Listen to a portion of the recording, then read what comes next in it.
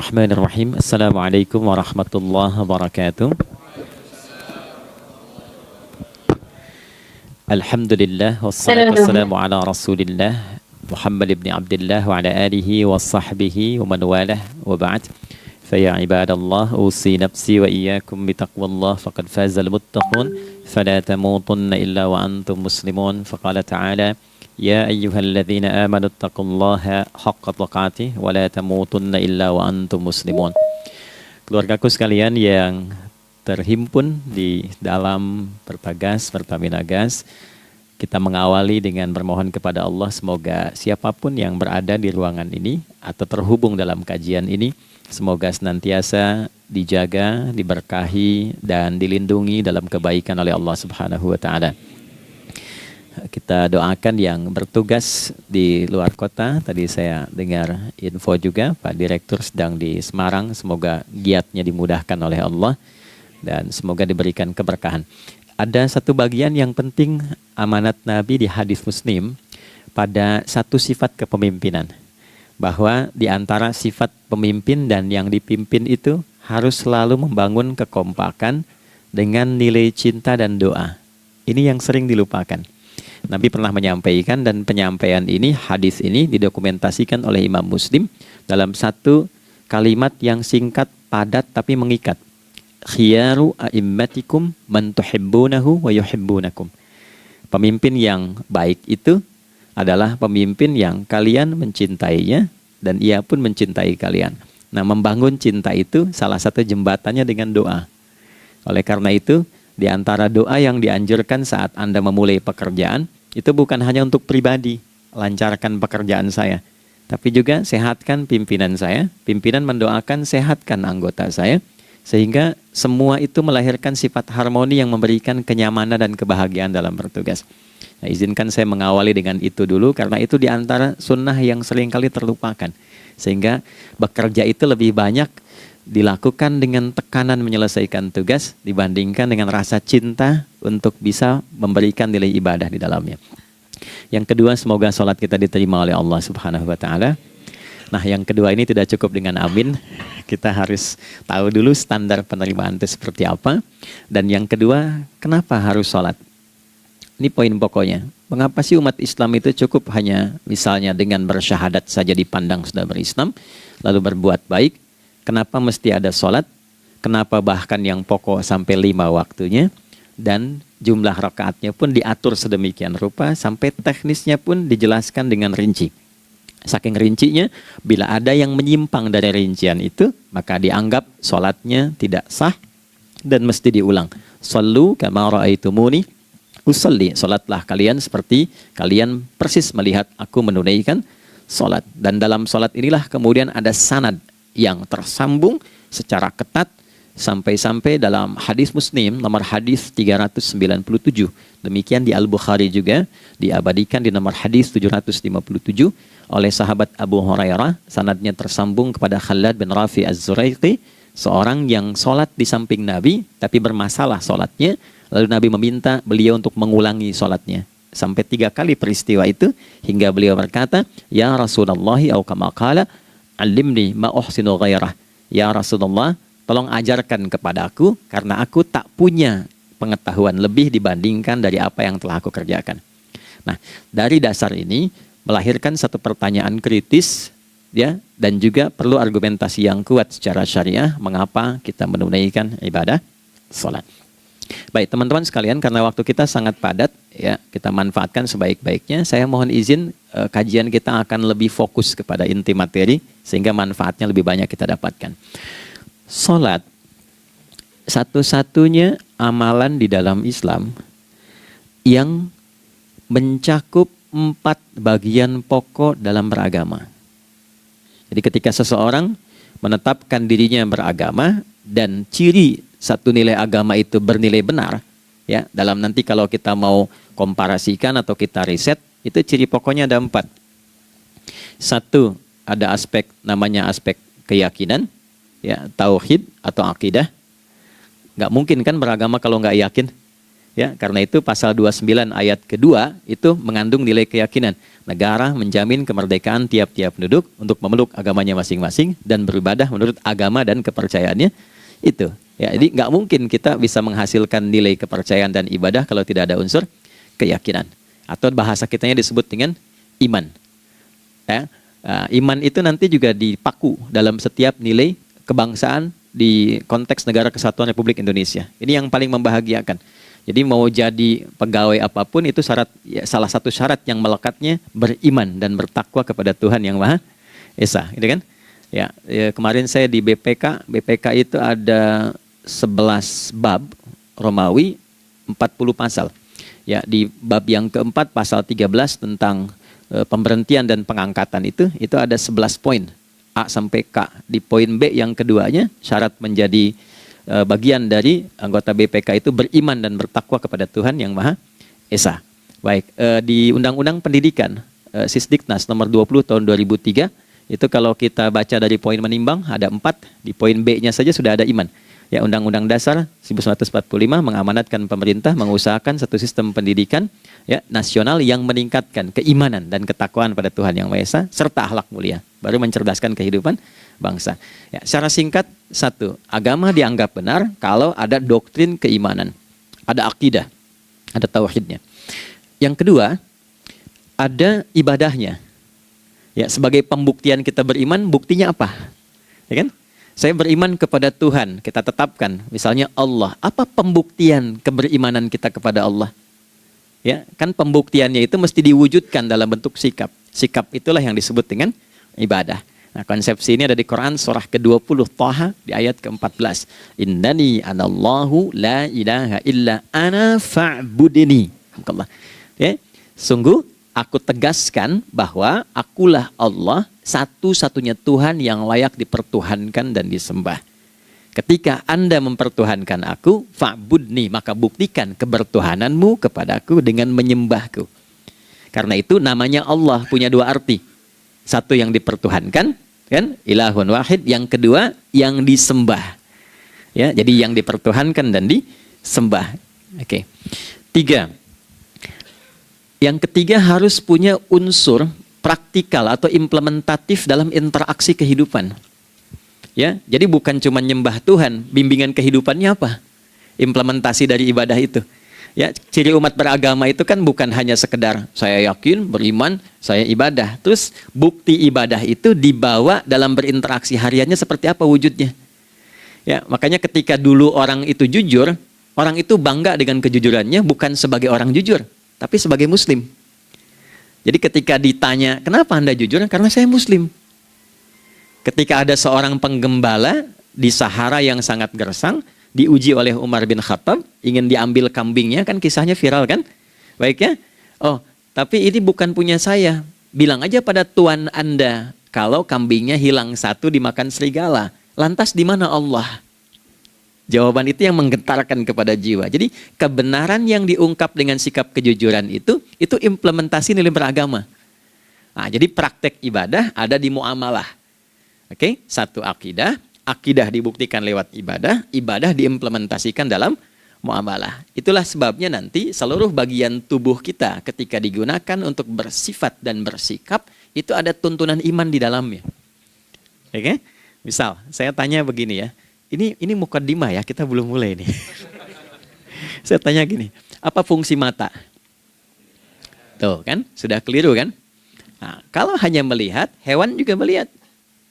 Ya, coba kambing melihat, ya kan? Elang melihat. Lalu apa bedanya fungsi mata kita dengan mata hewan? Ternyata ketika kita meriset ayat-ayat Al-Quran terkait dengan fungsi tubuh kita, itu rata-rata dibuka dengan iman dulu. Quran surah 24, surah Cahaya, ayat 30 untuk laki-laki, 31 untuk perempuan. Qul lil mu'minin. Ya Muhammad katakan, viralkan pada pria-pria yang menyatakan dirinya telah beriman. Yaghuddu min absarihim. Gunakan pandangannya itu yang dibimbing oleh imannya untuk melihat yang baik saja menurut standar imannya. Jadi kalau menurut imannya tak baik, nggak boleh dilihat. Karena itu ketika Anda sudah mengatakan asyhadu an la ilaha illallah, asyhadu anna Muhammad Rasulullah, kalimat itu dari lisan turun ke hati, itu jadi cahaya ke bagian tubuh kita. Makanya ketika Anda melihat, itu ada cara pandang tertentu yang dibimbing iman, standarnya beda dengan tanpa iman. Kalau nggak ada iman, semua mungkin terlihat. Tapi ketika ada iman, hati kecil Anda akan bicara, ini nggak baik. Palingkan. Nah, memalingkan dari yang tak baik menurut iman, itu namanya ghaddul basar. Oke, perempuan juga begitu, setara. Wa kullil mu'minati yaghdudna min absarihinna. Dan katakan pada setiap perempuan yang menyatakan dia beriman, maka gunakan pandangan itu dengan bimbingan imannya. Ketika tak baik menurut imannya, palingkan. Ya, Anda lihat kajian di YouTube, terus ada iklan kan? Nah, terus menurut standar iman nggak bagus, itu otomatis akan nggak suka itu. Ya, pasti dipalingkan. Ya. Anda kalau naik pesawat ya, tugas keluar tuh, pertagas tugas keluar. Kalau pramugari lagi demo tuh yang dilihat pramugarinya apa demonya dulu. Nah, iman itu akan bekerja di situ tuh. Ya, palingkan tuh. Nah, sama dari mata turun ke, jangan langsung ke hati aja, ke lisan dulu kan. Ya, ke mulut kan. Itu mulut tuh ketika digunakan fungsinya, imannya disebut dulu. Ya, Quran surah 49 ayat 11 misalnya. Ya ayyuhalladzina amanu, imannya dulu. La yaskhar qaumin qaum. Ayat 12-nya la yaghtab ba'dukum ba'dha.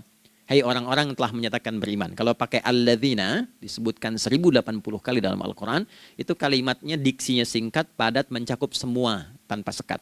Oke, jadi kalau laki-laki, perempuan, tua, muda, besar, kecil, beda strata, duniawi, itu semua tercakup di dalamnya.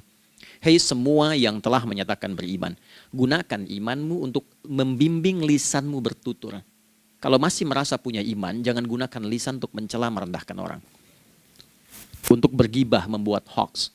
Didetilkan oleh Nabi, kalimatnya jelas. Man kana yu'minu billahi wal yaumil akhir, falyakul khaira aw liyasmut. Siapapun. Nah, dari alladzina ketika dirinci pakai man.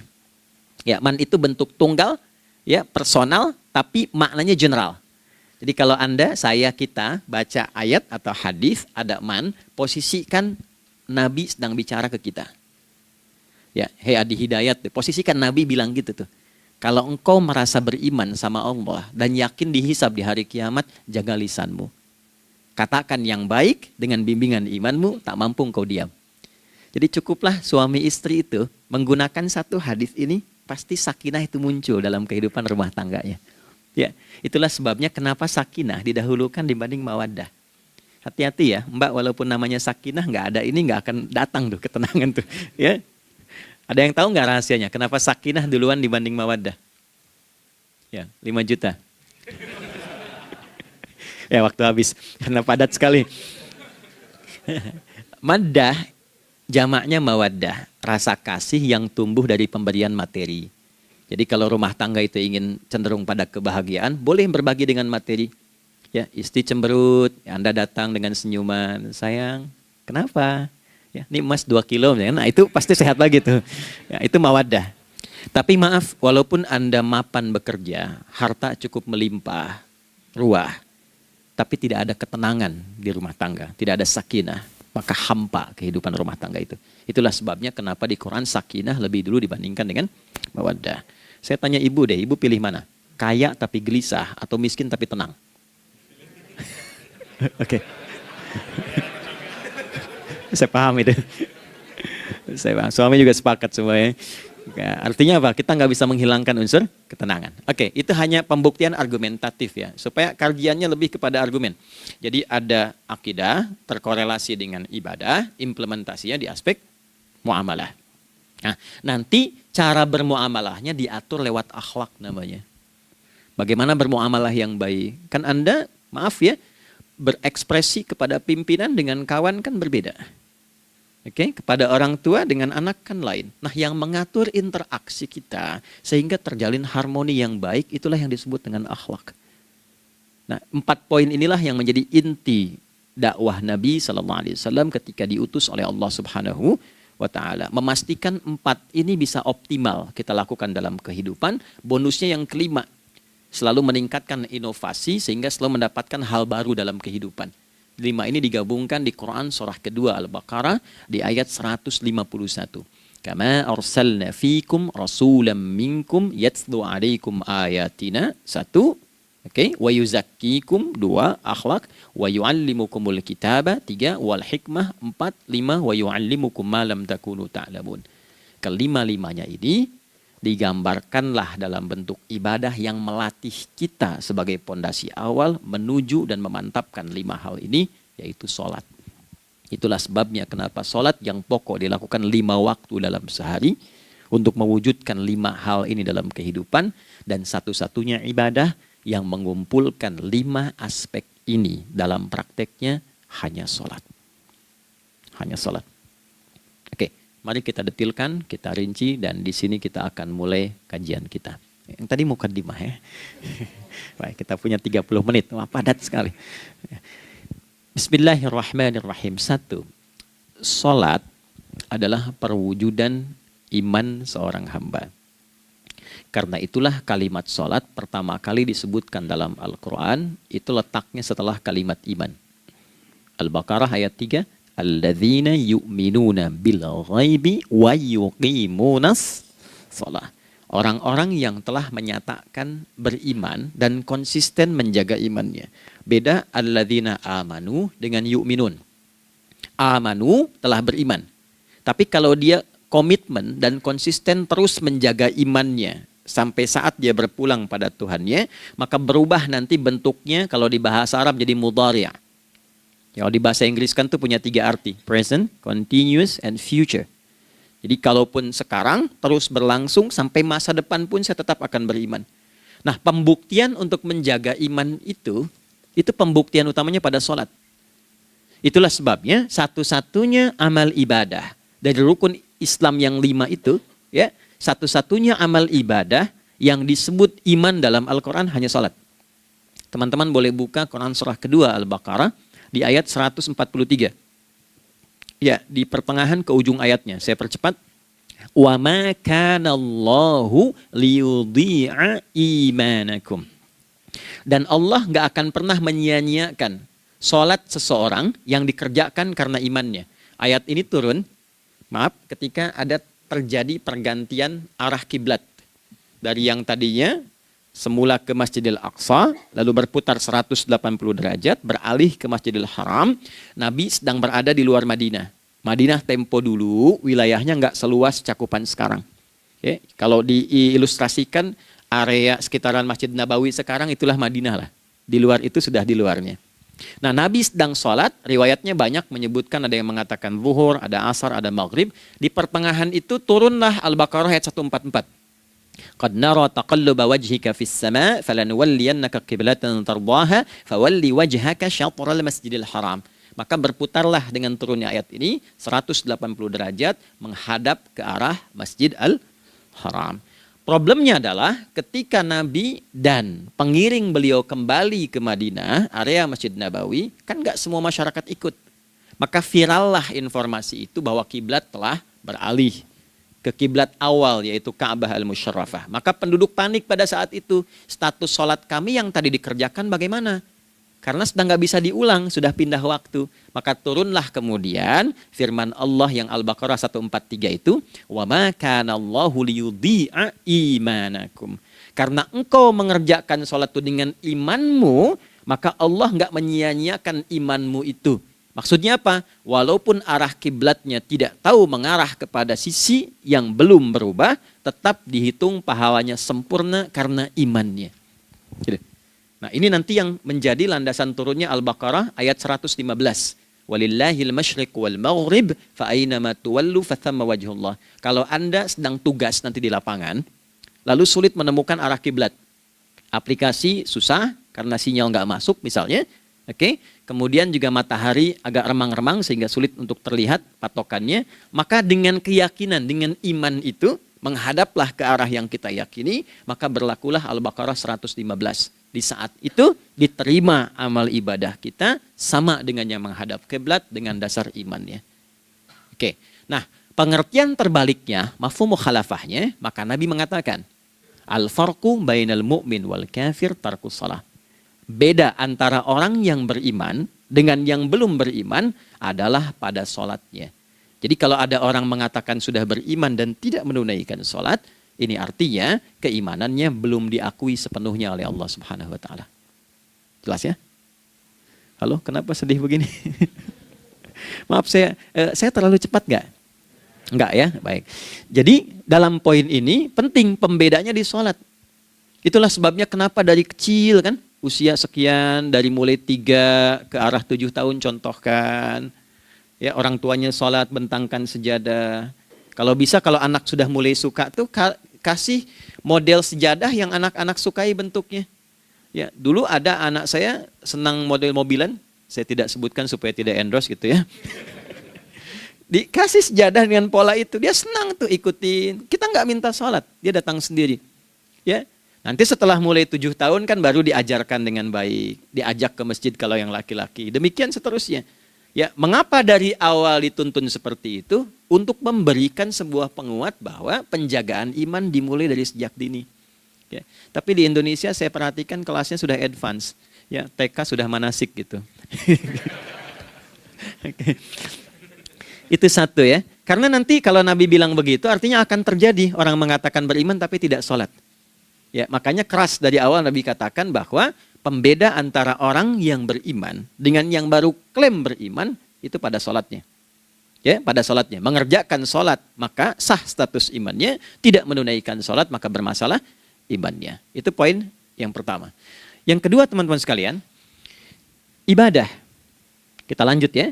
Sholat adalah bagian pokok terpenting dari ibadah. Nah, di sini kita akan mulai membuka sedikit rahasia terkait dengan aspek ibadah ini. Teman-teman sekalian, ternyata sholat ini ketika oleh Allah diturunkan dalam Al-Quran, dalam konteks penunaian ibadah, bukan berarti hanya mengkoneksikan atau mengkorelasikan hubungannya dengan iman saja, bukan. Karena saya beriman, saya buktikan ibadah nyembah Allah lewat sholat. Dalilnya Quran surah ke-20 ayat 14. Innani anallah la ilaha illa ana. Aku tegaskan akulah Allah, nggak ada Tuhan yang layak dipertuhankan dan disembah kecuali saya. Fa'budni, kalau Anda telah menyatakan beriman padaku, buktikan keberimananmu dengan menyembah saya dalam ibadah. Bentuknya bagaimana ya Allah? Teruskan ayatnya. Wa aqimis sholata. Tunaikan sholat sebagai bukti ibadah. Itu li dzikri, sebagai zikir kepadaku. Jadi korelasi antara ibadah dengan iman, sudah kita sebutkan dalilnya. Sekarang ibadahnya tersendiri ketika ditunaikan, apa manfaat dari ibadah itu? Mengapa mesti ada 5 waktu? Dan apa turunan manfaatnya dalam kehidupan kita? Kalau kita mengerjakan itu, dampaknya kepada kehidupan kita apa?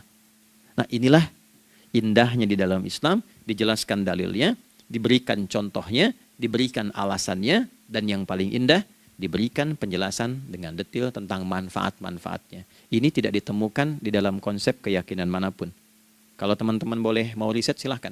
Ada nggak satu keyakinan agama tertentu yang dari ibadahnya tuh diatur?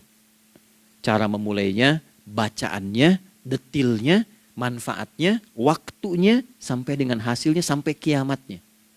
Ini menunjukkan bukan karya manusia. Bukan karya manusia. Kalau karya manusia setiap orang bisa buat itu.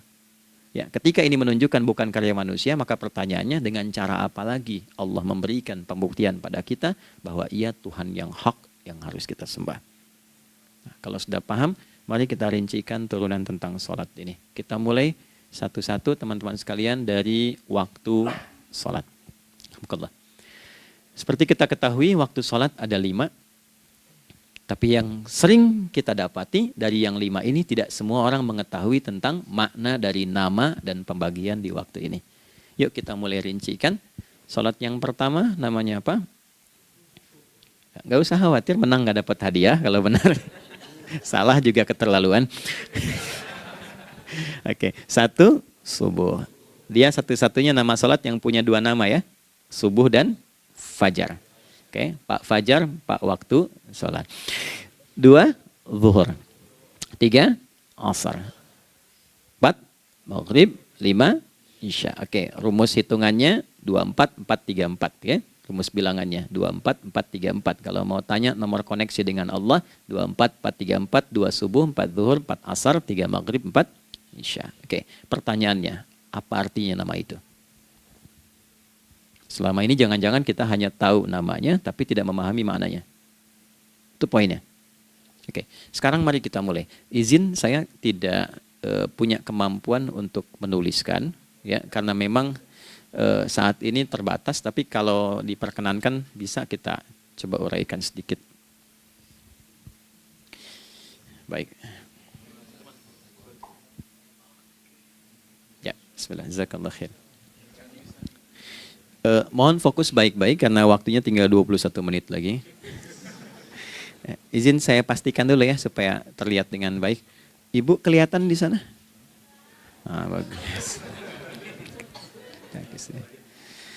Saya kira tuh hanya di Sumbawa Barat. Ternyata di Pertagas pun perempuan-perempuannya imannya luar biasa. Maksudnya belum saya tulis sudah kelihatan. Imannya luar biasa.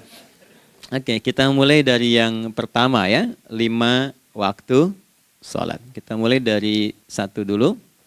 Subuh, teman-teman saya turunkan dulu ya. Izinkan saya tulis pakai bahasa Arab dulu supaya gampang. 1, dia punya 2 nama. Yang angka Arab ya. Kalau yang gini angka Hindi. Anda yang di admin di komputer pasti tahu. Ada Fajr. Kata subuh ditemukan di Al-Quran surah ke-81 At-Takwir ayat 18. Kalau keliru tolong diingatkan. Was-subhi idza tanaffas. Quran surah 81 ayat 18. Ya. Nggak usah di ilmu utak-atik ya. Oh ini kenapa 81 kalau dibalik 18? Itu cocok logi. Ya, abaikan aja itu. Ya. Fajar agak banyak di Quran terkait dengan nama sholatnya ada di Quran surah ke-17 di ayat 78.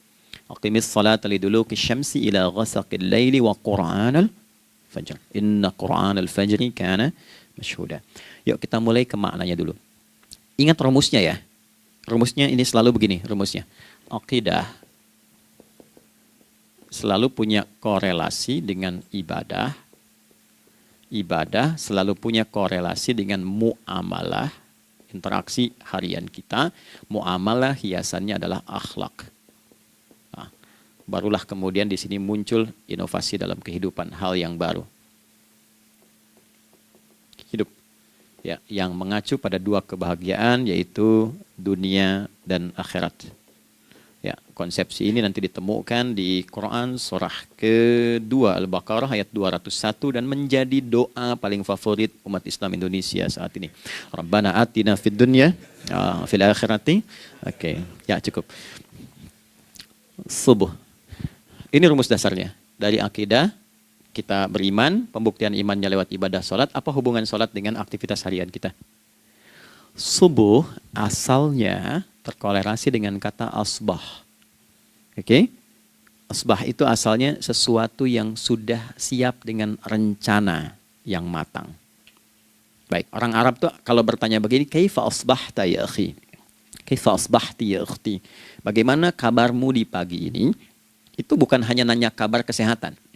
Beda dengan kaifa haluk, beda. Ya, itu bertanya bagaimana kabarmu hari ini, aktivitasmu bagaimana?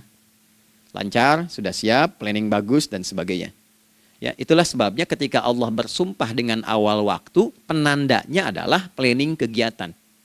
Ya, was-subhi dan aku bersumpah demi waktu subuh, awal mula untuk berkegiatan, idza tanafas, apabila sudah mulai bergerak. Bersamaan dengan nafas yang keluar itu, maka sudah jelas rencana yang dibuat. Ya, jangankan kita, semua alam itu, semesta itu seluruhnya bukan hanya bertasbih, tapi beraktivitas dalam tasbihnya. Di waktu subuh, matahari sudah mulai bersinar kan? Ya, dan sinarnya mengambil manfaat loh. Mengandung nilai manfaat, memecah keheningan malam dan menghilangkan kegelapannya. Gelap mulai hilang, datang kemudian sinar yang memberikan kita bimbingan untuk beraktivitas. Tumbuhan dimulai waktu itu sudah mengeluarkan oksigen, menyerap karbon dioksida. Saya waktu di Utrecht, di Delft di Belanda, ya, saya coba ingin membuktikan. Kan adzan nggak terdengar keluar ya. Jadi sebelum waktu subuh itu saya keluar, kebetulan flatnya waktu itu dekat area hutan yang agak rimbun, enak gitu, udaranya bagus. Itu sebelum subuh terasa karbon dioksida. Walaupun cuma beda hampir 1 menit. Tapi begitu masuk waktu subuh, keluar kesegaran yang luar biasa. Oksigen yang keluar. Ya, Ini kan nggak mungkin kalau kuasa Allah tuh nggak mungkin terjadi seperti ini kalau bukan kuasa Allah Subhanahu wa taala. Tapi poinnya adalah yang bicara begini Quran. Nah, sekarang yang ingin saya katakan adalah alam semesta dalam konteks seperti matahari, kemudian tumbuhan, binatang, ayam bahkan mulai berkokok punya planning yang teratur. Masa kita makhluk yang dihisab tuh nggak teratur?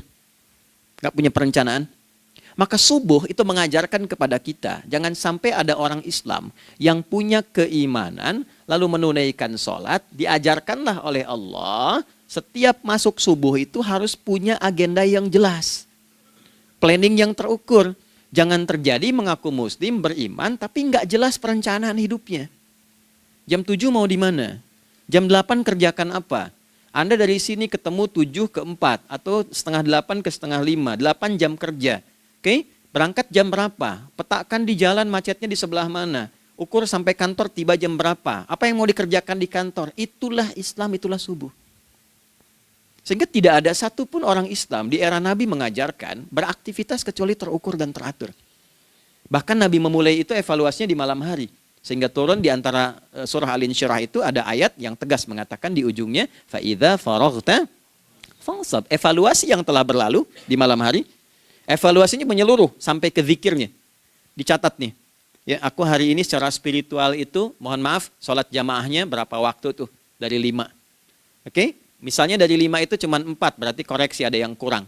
1. Ya. Yang kedua, secara intelektual sudah berapa bacaan yang dibaca saat ini? Ilmu yang ditingkatkan, mensyukuri anugerah akal dan sebagainya. Bekerja sempurna enggak? Turunkan ibadahnya bagaimana? Ketika ada yang kurang, istighfari. Ya, sebagai seorang ayah, ada nggak sesuatu yang salah yang dilakukan belum sempurna? Sebagai seorang ibu, anak dan sebagainya, istighfar. Itulah sebabnya sebelum tidur Nabi ajarkan istighfar. Yang kita tahu 70 kali kan, 100 kali. Yang saya tanya, 1 ke 70 itu istighfar apa saja? Apakah hanya bilangan di lisan? Atau dari lisan diingatkan oleh pikiran, ditembuskan ke hati? Istighfar sebagai seorang ayah yang kurang maksimal melihat anak dengan baik. Anda boleh punya jabatan di kantor, boleh direktur, boleh manajer, boleh macam-macam. Tapi ketika Anda pulang, Anda seorang ayah. Saya di Timur Tengah disebut syekh, di sini dipanggil kiai, dipanggil ustadz. Pulang ke rumah, anak saya nggak kenal itu semua. Anak saya nggak peduli itu semua. Belum pernah seumur-umur saya mengajar, lalu saya pulang, anak saya menunggu depan pintu dan memanggil, kiai. Tidak ada. Dia ingin ayahnya. Dia ingin ayahnya. Oke. Kenapa nggak kita hadirkan istighfar pertama kita itu karena kita kurang perhatian. Kurang perhatian kepada anak misalnya. Saya kalau pulang tengah malam dan semua tertidur, saya lihat satu-satu. Perbaiki cara tidurnya, doa, lihat satu-satu, minta ampun sama Allah. Dan ya kadang sebelum mengalirkan air mata kita nggak bisa tidur karena nggak tahu nanti ketemu lagi nggak di akhirat. Itu poin yang paling penting. Nah, jadi istighfar pertama itu untuk diri kita ketaatan pada Allah. Untuk diri kita sebagai anak pada orang tua. Sebagai suami punya tanggung jawab istri atau sebaliknya. Demikian seterusnya. Nah itu kalau sudah kita bisa lakukan, dievaluasi, direncanakan besoknya. Fa'idha faraghta fansab. Direncanakan lagi yang berikutnya. Besok mau ngapain, tulis malam. Kalau kita biasakan begitu tidurnya enak. Karena nggak ada beban, damai hidupnya. Dengan teman damai kalau ada perselisihan sebelum tidur. Ya. Jadi nggak ada orang mengigau itu masalah-masalah kehidupan dunia yang belum tuntas. Ini dunia saat terjaga bermasalah, saat tidur pun masih bermasalah. Gara-gara kamu nih, ya, kapan istirahatnya? Ya. Nah, ketika kita bangun dari subuh itu, maka rencana yang sudah kita siapkan itu, teman-teman sekalian, dibawa menghadap Allah supaya minta kemudahan, minta kelancaran, minta pendampingan, minta bimbingan. Itulah sebabnya kita dipanggil sholat di awal waktu. Supaya rencana yang sudah kita siapkan itu minta taufiknya, persetujuan dan perlindungan dari Allah. Inilah yang menjadikan rahasia umumnya para sahabat memulai berkegiatan sejak dari masjid. Teman-teman boleh riset deh, hadis-hadis tentang sholatnya, sahabat dan kaitannya dengan syuruk dan pekerjaan. Rata-rata memulai dari masjid. Mereka tungguin, evaluasi, begitu siap, syuruk, minta sama Allah, berangkat. Saya mau kasih satu rahasia ya. Boleh jadi ijazah tapi ini diantara kita aja ya. Anda boleh lakukan, berangkat ke masjid itu dengan baik. Terus minta misalnya, ya Allah, kau perintahkan aku untuk berikhtiar, sekarang aku lakukan. Kau perintahkan aku untuk merencanakan, sekarang aku ikhtiarkan. Mohon lindungi, mudahkan, dan berikan bimbingan terbaik untuk mendapatkan hal yang wajar, halal, baik, dan kau ridhai. Anda berangkat. Pulang, sebelum nyampe rumah, mampir dulu ke masjid. Masjid terdekat dari rumah aja. Sholat 2 rakaat, situ. Ya, sholatnya bisa sholat wudhu, tahiyatul masjid, dan sebagainya. Setelah itu pulang. Doa dulu habis sholat. Ya Allah, aku telah berikhtiar seperti apa yang telah Engkau perintahkan. Sekarang aku memohon rizki darimu seperti apa yang telah Engkau janjikan. Kalau dengan semua ikhtiar ini belum cukup menurunkan rizki darimu, maka mohon tunjukkan padaku saat ini dengan cara apa lagi aku mesti berikhtiar. Oke? Silahkan Anda pulang dengan suasana itu ke rumah. Dan lihat apa yang terjadi. Rasakan bedanya, bedakan rasanya, dan pasti terasa bedanya. Gak ada kesan yang lain pada jiwa. Jadi yang dibawa ke rumah itu bukan aura kantor. Bukan aura jalan yang macet. Tapi ada ketenangan, kenyamanan, dan kenikmatan. Kalau teman-teman mau pakai sunnah sahabat ini dalam dunia pekerjaan, dan Anda lakukan coba sehari ini saja, rasanya pasti beda. Ya, ini bagian pertama. Nah, ketika kita ingin datang menghadap Allah, dan mulai membawa rencana kita, kan perlu isyaratnya kan, kapan dimulai? Gak bisa tiba-tiba saya bangun jam 3 langsung sholat subuh, kan tidak begitu. Ya kan? Mesti ada satu sinyal dulu, yang dari sinyal itu ada feedback pada diri kita untuk merespon, gitu kan? Nah, pancaran respon atas sesuatu yang memancar akibat satu hal yang terjadi, kalau di gaya itu kan kalau ada gaya gerak, gaya dorong kan? Ya, kalau nggak salah F1 sama dengan F2 kan? Nah, gaya gerak sama dengan gaya dorong. Geraknya dikit, bunyinya kecil kan? Kencang bunyinya, kencang. Terus ada F berbanding lurus dengan P, hukum Pascalnya. Gaya berbanding lurus dengan tekanan, kan? Semakin banyak gaya, semakin tertekan. Nah, respon yang muncul ketika ada satu misalnya gaya, tapi responnya sifatnya materi sifatnya. Ya, misal kalau Anda mau mengebor air, kan? Kemudian keluar terpancar tuh dari bawah itu keluar misalnya air. Nah, itu namanya infajar. Infajar. Dalilnya Quran surah kedua ayat 60. Wa idzistasqa Musa liqaumihi faqulna idrib bi'asakal hajar fanfajarat min husnata asyrata aina. Nabi Musa kata Allah itu kaummu 12 suku minta mata air.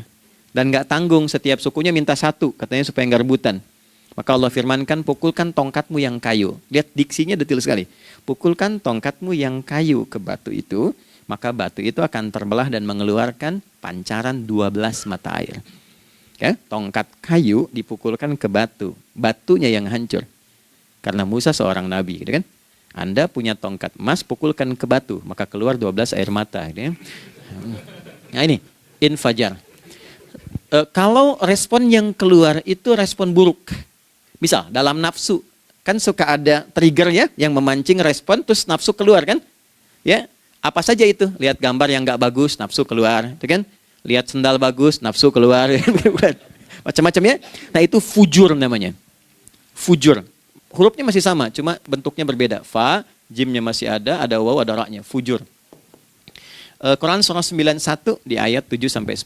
Wa nafsi wa ma sawwaha fa'alhamaha fujuraha wa taqwaha. Fujur tembus ke nafas, nafas memerintahkan yang buruk disebut su. Nafas ketemu su jadi nafsu. Makanya nama lain fujur itu nafsu. Dalilnya Quran surah 12 ayat 53. Wa ma ubarri'u nafsi innan nafsa la'ammaratun bisu. Ya, la'ammaratun bisu'i illa ma rahima rabbi. Oke, nafas ketemu su. Teruskan. Tapi kalau pancarannya pada sifat yang baik. Oke? Membelah sesuatu yang gelap menjadi baik, terbuka, memancarkan respon panggilan yang baik, maka berubah katanya menjadi fajar. Oke? Matahari diperintahkan oleh Allah, diperintahkan membelah kegelapan malam. Keluarlah sinar pertamanya, disebutlah fajar. Kenapa? Karena ada respon kebaikan keluar darinya. Baik, perhatikan baik-baik Quran surah kedua ayat 187. Wa kulu washrabu hatta yatabayyana lakumul khaytul abyadu minal khaytil aswadi minal fajar. Itu untuk matahari. Kita lagi tidur enak-enak, sudah nyiapin rencana malam-malam. Tiba-tiba ada panggilan. Allahu Akbar, Allahu Akbar. Itulah tandanya hati kita mengkonfirmasi iman kita dalam diri kita. Cepat, sudah adzan. Pernah begitu? Nah, konfirmasi itulah dalam bahasa lain yang disebut dengan fajar namanya. Datang. Jadi waktunya matahari membelah disebut dengan fajar, konfirmasinya pun disebut dengan apa? Fajar. Ya, jadi bersamaan waktunya dengan dua hal itu. Datanglah panggilan. Itu yang dimaksud Quran, hubungan iman dengan konfirmasinya sampai ke sholatnya ada di Quran surah 8 ayat 2. Innamal mu'minuna, iman. Alladzina idza dzukirallahu adzan wajilat qulubuhum, iman.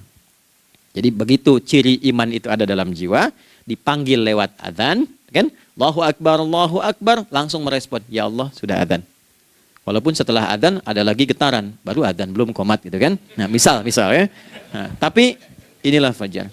Jadi maksudnya rencana Anda ini agak jarang dibahas ya. Mohon maaf, ilmu ini agak jarang. Jadi jangan Anda bilang saya bid'ah, bukan. Ya, bukunya ada, referensinya ada. Cuman karena jarang dikaji, jangan sampai kekurangan pengetahuan menghukumi yang tahu jadi salah gitu. Ini poinnya. Jadi saya kalau bahas satu masalah, itu bukunya saya kumpulkan. Tafsir awal sampai akhir yang ada apa, buku-buku tentang sholat apa, baru kita keluarkan. Jadi bagian topik-topik tertentu yang dibahas. Problemnya ketika membahas tentang ibadah cuma dua. Satu tentang bacaan, doanya apa. Yang kedua tentang gerakan, bagaimana mengerjakannya. Yang ketiga jarang dibahas, hikmahnya apa. Padahal rumus dalam ibadah itu dalam fikih tiga-tiga mesti dipakai. Ini Quran surah kedua ayat berapa? Ayat 129. Rabbana wab'ats fihim rasulan minhum yatlu 'alaihim ayatika, ini wa yu'allimuhumul kitaba, ini wal hikmah, ini. Barulah kita mendapatkan sesuatu yang baru. Ya. Ini wa yuzakkikum, dan di 151 Al-Baqarah wa yu'allimukum ma lam takunu ta'lamun. Jadi ini bukan ilmu yang baru, bukan, belum tahu saja. Jadi selama ini yang kita kerjakan jangan sampai terbatas pada ritualnya saja untuk mencukupkan ini. Hubungan ritual dengan ini apa gitu. Ya, jadi subuh ini mengkonfirmasi bahwa ada satu keteraturan dalam kegiatan kita. Ya, alhamdulillah. 2, siang. Oke, setelah subuh, fajar, salat apa? Zuhur. Oke, saya tanya pada Anda, zuhur itu artinya apa? Sudah, cukup katakan Allahu a'lam. Waktunya terbatas ya. Anda sahabat ditanya nggak tahu Allahu a'lam. Anda sahabat bukan, tabi'in bukan. Zuhur. Waktu tinggal 4 menit lagi. Oke, teman-teman, kalau kita jeli, ini kan sholat dikerjakan di siang hari kan? Siang itu bahasa Arabnya nahar.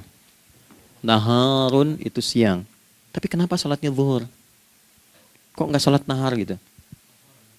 Ya, lohor, ya, ini paksain tuh. Zuhur, lohor. Ya. Terus sore, biar nyambung cepat. Sore, bahasa Arabnya kan masa. Masa al-khir, selamat sore. Kenapa kok sholatnya asar? Kok sholatnya namanya asar? Oke. Maghrib, isya. Isya kan malam kan? Kenapa nggak lail? Lail itu kan malam. Kalau ada yang istimewa di malamnya, itu lailah namanya. Makanya ketika turun Al-Quran disebut Lailatul Qadar. Karena malamnya istimewa. Beda, lail dengan lailah itu beda. Lail itu waktu malam, lailah ada yang istimewa di malam itu. Ya, jamaknya lail, layali, lela, lili, lala, itu malam. Ibu lili, ibu malam-malam. Ya. Zuhur artinya jelas, terang. Ada idhar, dibaca dengan jelas, terang, nggak boleh dengung. Man amana, itu kan? Ya, min husni, harus jelas. Ya, ada a, jelas. Zuhur kenapa disebut zuhur? Untuk evaluasi kegiatan kita dari setengah hari. Sudah jelas belum hasilnya? Ini Anda punya rencana di sini, evaluasi di siang. Jelas gak hasilnya? Pekerjaan Anda yang sekarang diamanahkan dari pagi jam 7 sampai sekarang, evaluasi dulu. Dicek, jangan cuma ditinggalkan. Oke, saya sedang kerjain, tinggalin dulu sholat. Bukan begitu. Ketika akan sholat, Anda cek dulu. Dari ke siang itu tengah hari, bagaimana hasilnya? Ada yang perlu disempurnakan nggak? Ya, ketika ide-idenya mulai mentok, ada yang belum selesai, datang dulu sholat, tenang lagi. Saat tenang itulah dirumuskan kembali pelan-pelan. Kan lumayan dari jam 12 sampai jam 1. Diisi dengan baik, dilihat. Itu baru dunia ini. Kan kita ngejar ini juga. Karena nanti ayat 200-nya, ada yang cuma ngejar ini. Wa minan nasi may yaqulu rabbana atina fid dunya. Bukan, kalau nggak hafal diam aja. Wa minan nasi may yaqulu rabbana atina fid dunya wa ma lahu fil akhirati min khalaq.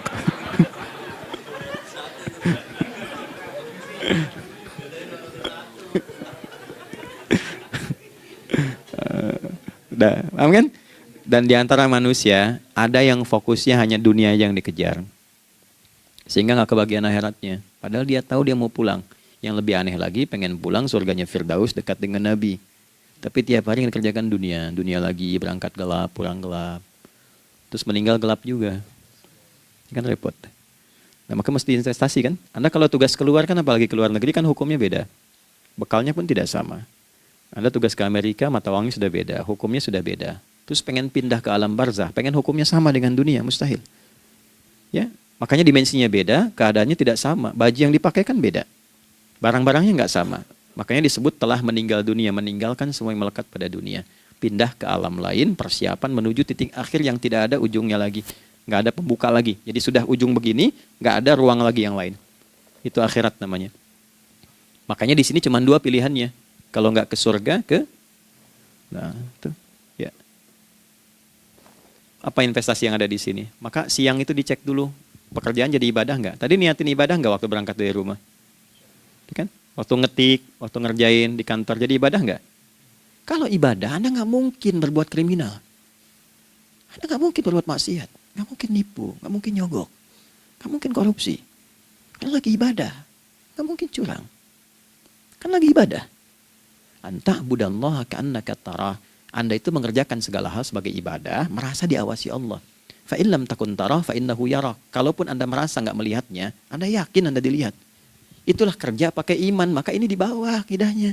Jangan ditinggalkan. Nah, inilah yang selama ini kita butuhkan. Ya. Inilah yang melahirkan nilai etik, makanya ada yang dalam jiwa. Takwa itu kan dalam jiwa, melahirkan etos. Etos mendorong kepada logos, logos melahirkan patos. Kepantasan dalam bekerja. Jadi Anda sekuat apapun ilmunya, kalau nggak punya etos, itu rusak. Jadi tidak cukup akal sehat. Jiwa yang sehat itu lebih penting. Banyak orang akalnya sehat. Ingat, akal itu tidak memberikan perintah. Dia hanya merumuskan satu instruksi dalam jiwa supaya mudah dilakukan dan dieksekusi oleh fisik. Jadi akal yang sehat itu seberapa pandai ilmunya, seberapa cepat mengeksekusi perbuatan. Tapi kalau yang dieksekusi itu dari perintah nafsunya, masalah. Habis saja waktunya tuh.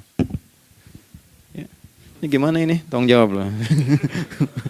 Nah, teman-teman karena sudah habis waktu jam 1, kita baru zuhur ini.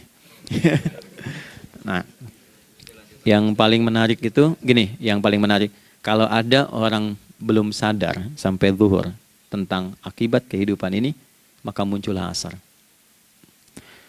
Apa asar itu? Kenapa mesti disebut dengan asar? Dan apa manfaat istimewanya asar kepada jiwa kita? Itu di kesempatan lain kita akan bahas. Teman-teman, waktunya sudah habis. Ya, saya menghargai Anda, kan tidak boleh juga saya ngajarkan tapi mengambil yang sesuatu yang tidak tepat ya. Kita buktikan keimanan kita dengan mengerjakan amanah pekerjaan di tempatnya dengan baik, waktu digunakan dengan baik. Kita saling mendoakan supaya semua kita dijaga oleh Allah Subhanahu wa taala. Maafkan saya, lain kesempatan kita berjumpa kembali untuk melanjutkan apa yang telah kita bahas hari ini. Mari kita berdoa, semoga doa kita diterima oleh Allah Subhanahu wa taala.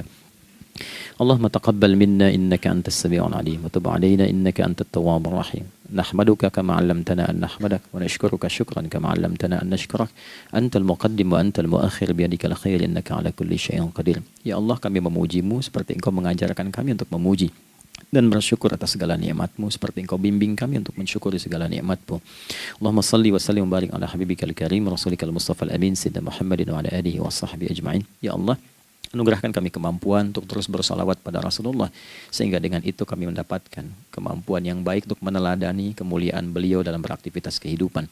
Rabbana la tada' lana fi maqamina hadza dhanban illa ghafarta. Ya Allah, jika ada pendosa hadir di ruangan ini atau terhubung dalam kajian ini, maka jangan biarkan ya Allah ia meninggalkan tempat ini dan kajian ini kecuali Engkau telah ampuni seluruh dosa-dosanya. Wala hamman illa farajtah. Ya Allah, jika ada satu di antara kami yang menghadiri kajian ini membawa kegelisahan, maka mohon tenangkan keadaan hatinya. Wala 'asiran illa yassartah. Jika ada yang sedang diliputi oleh kesulitan, maka mudahkan, ringankan dan hilangkan seluruh kesulitannya. Wala maridan illa syafaitah. Dan bila ada di antara kami yang diuji dengan penyakit, maka mohon angkat dan sembuhkan penyakitnya. Rabbana atina fid dunya hasanah wa fil akhirati hasanah wa qina adzabannar. Wa sallallahu ala sayyidina Muhammad wa ala alihi wa sahbihi ajma'in. Wa akhiru da'wana subhanakallahumma rabbana wa bihamdika nashhadu an la ilaha illa anta nastaghfiruka wa natubu ilaik. Walhamdulillahi rabbil alamin. Nasrun minallah fathun qarib wa basyiril mu'minin. Terima kasih untuk semuanya. Mohon maaf kami langsung pamit. Assalamualaikum warahmatullahi wabarakatuh.